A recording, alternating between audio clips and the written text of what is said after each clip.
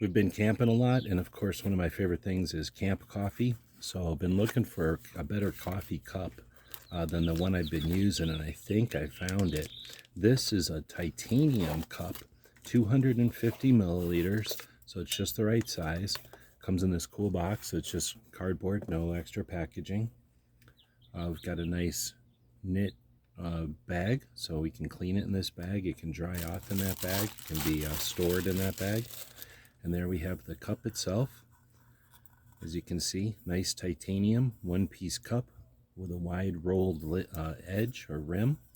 It's got the handles, so if you're going to be holding something hot or super cold, you're not going to melt it or get hot from it. And I've heard that the lid is waterproof or holds, oh wow, that's pretty neat.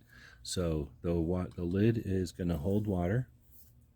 It does have a little handle on it, so it connects snugly, but not so much that you can't pull it right back off.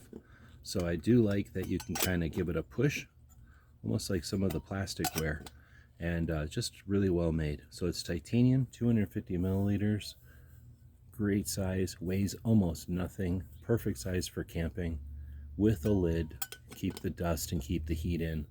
Hope this helps.